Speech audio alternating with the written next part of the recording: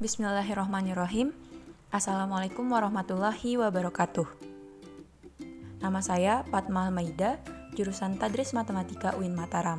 Di sini, saya akan mempresentasikan tentang komunikasi publik. Materi yang akan dibahas, yang pertama, public communication, yang kedua, unsur-unsur dalam komunikasi publik, yang ketiga, karakteristik komunikasi publik, yang keempat, fungsi dan tujuan, yang kelima, efek komunikasi, yang keenam, hal-hal yang diperhatikan dalam komunikasi publik, dan yang ketujuh, hambatan dan upaya dalam komunikasi publik. Materi yang pertama, public communication. Definisinya, komunikasi publik adalah salah satu tipe dari komunikasi yang menunjukkan suatu proses komunikasi di mana pesan yang disampaikan oleh sumber atau komunikator di depan halayak yang lebih besar atau masyarakat dan dalam situasi tatap muka. Komunikasi publik itu sering disebut dengan public speaking. Apa sih public speaking? Public speaking merupakan kegiatan penyampaian pesan berupa ide atau gagasan secara oral ataupun lisan. Public speaking juga merupakan bentuk komunikasi di mana seorang pembicara menghadapi pendengar dalam jumlah yang relatif besar dan pembicaraannya yang relatif kontinu. Selanjutnya, B. Tujuan. Tujuan public speaking untuk mempengaruhi orang lain, menghibur, menginformasikan, memotivasi, bahkan dapat mengubah orang lain. C. Manfaat public speaking untuk mengurangi ketidaktahuan, mengurangi tekanan, memperbaiki hubungan, memahami permasalahan, dan bahkan juga menyelesaikan masalah, dan lain sebagainya. D. Faktor. Faktor pembentuk speaker. Di sini ada 3. Pertama, faktor lahir. Yang kedua, faktor lingkungan. Dan yang ketiga, faktor latihan. E. Masalah dalam public speaking. Yang pertama, nervous. Yang kedua, teknik public speaking. Yang ketiga, penguasaan materi. Materi yang kedua, unsur-unsur dalam komunikasi publik. Berikut ini akan dipaparkan unsur-unsur komunikasi yang memiliki peranan penting dalam keberhasilan sebuah proses komunikasi. A. Komunikator. Komunikator merupakan unsur komunikasi yang bertindak sebagai penyampai pesan. B. Komunikan. Komunikan merupakan penerima pesan, pihak yang menjadi sasaran komunikasi, target yang ditentukan oleh komunikator untuk menerima pesan yang disampaikannya. C. Pesan. Pesan merupakan ide, informasi atau berita yang ingin disampaikan komunikator kepada komunikan. Pesan sendiri terbagi dalam beberapa jenis sebagai berikut.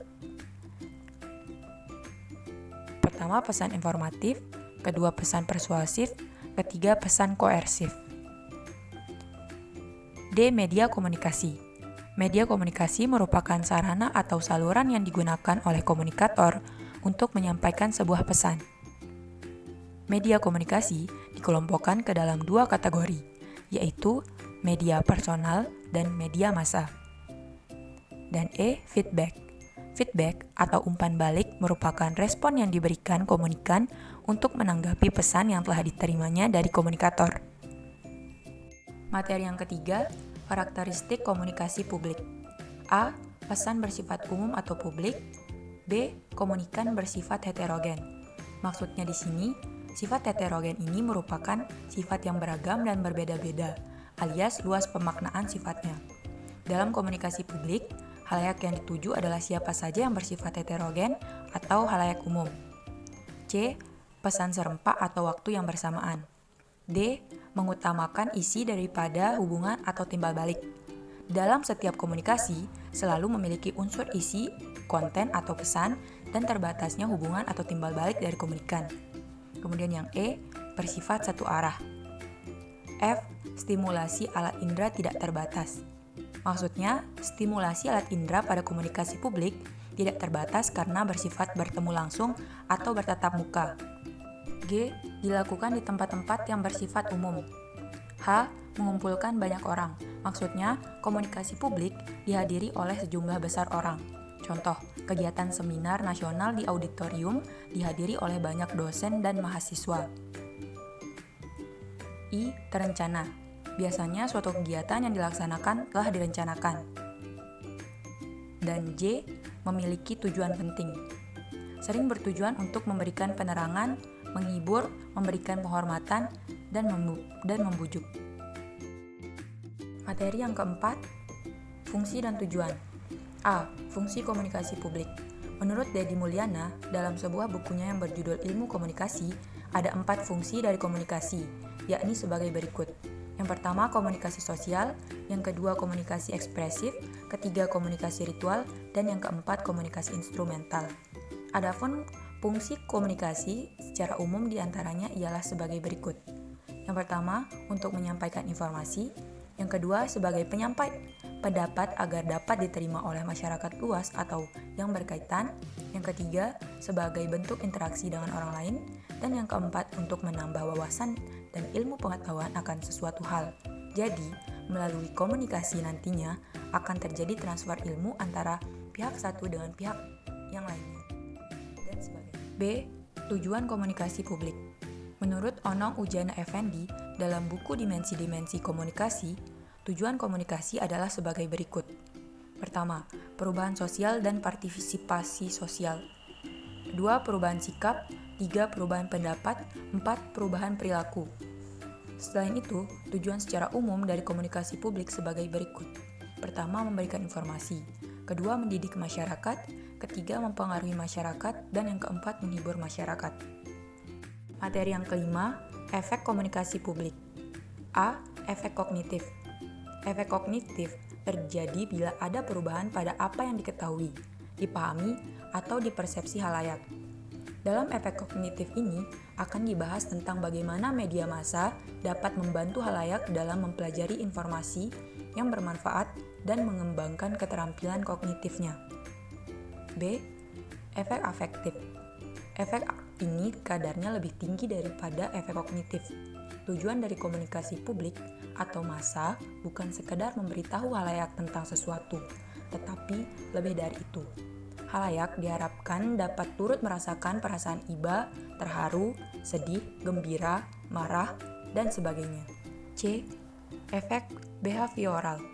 Efek behavioral merupakan akibat timbulnya pada diri halayak dalam bentuk perilaku, tindakan, atau kegiatan. Pernyataan ini mencoba mengungkapkan tentang efek komunikasi massa pada perilaku, tindakan, dan gerakan halayak yang tampak dalam kehidupan sehari-hari. Materi yang keenam, hal-hal yang perlu diperhatikan. Ada beberapa hal yang harus diperhatikan dalam melakukan komunikasi publik, yaitu mengenali sasaran komunikasi, pemilihan media komunikasi, pengkajian tujuan pesan, dan peranan komunikator dalam komunikasi. Selanjutnya, ada beberapa komponen dalam komunikasi pembelajaran yang efektif, yaitu penggunaan definisi yang tepat, presentasi yang sistematis dan berkesinambungan, perpindahan topik bahasan, tekanan pada bagian penting pembelajaran, dan kesesuaian antara tingkah laku komunikasi verbal dengan tingkah laku komunikasi nonverbal. Dan ada 5 hal yang perlu diperhatikan dalam komunikasi publik agar menjadi efektif. Yang pertama, respect. Yang kedua, empati. Yang ketiga, audible. Yang keempat, clarity. Dan yang kelima, humble. Ada juga pandangan lain untuk menjadikan sebuah komunikasi akan menjadi lebih efektif. Maka, perlu memperhatikan beberapa hal ini. Antara lain, A. Berikan kesan bahwa Anda antusias berbicara dengan mereka. B. Ajukan pertanyaan tentang minat mereka. Jenis pertanyaan terbuka akan membuat mereka berbicara tentang minat dan kehidupan mereka. C. Beradaptasi dengan bahasa tubuh dan perasaan mereka. Rasakan bagaimana perasaan mereka pada saat ini dengan mengamati bahasa tubuh dan nada suara. D. Berikan mereka senyuman terbaik Anda. Ketika Anda tersenyum pada orang, Anda menyampaikan pesan bahwa Anda menyukai mereka dan kehadiran mereka membawa kebahagiaan Anda.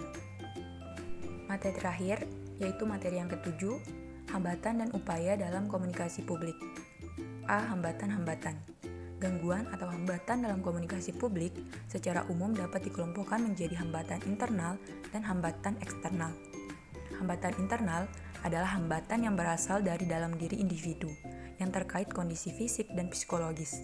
Contohnya, jika seorang yang sedang tertekan atau depresi tidak akan dapat melakukan komunikasi dengan baik. Dan yang kedua, hambatan eksternal adalah hambatan yang berasal dari luar individu yang terkait dengan lingkungan fisik dan lingkungan sosial budaya. Contohnya, suara gaduh dari lingkungan sekitar dapat menyebabkan komunikasi tidak berjalan dengan lancar. B. Upaya. Ada beberapa cara untuk mengatasi hambatan komunikasi publik, antara lain. Yang pertama, gunakan umpan balik atau feedback. Yang kedua, memahami perbedaan individu. Yang ketiga, gunakan komunikasi langsung atau face-to-face. Dan yang keempat, gunakan bahasa yang sederhana dan mudah. Sekian materi presentasi yang dapat saya sampaikan.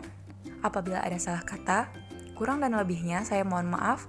Wabillahi taufiq wal hidayah. Wassalamualaikum warahmatullahi wabarakatuh.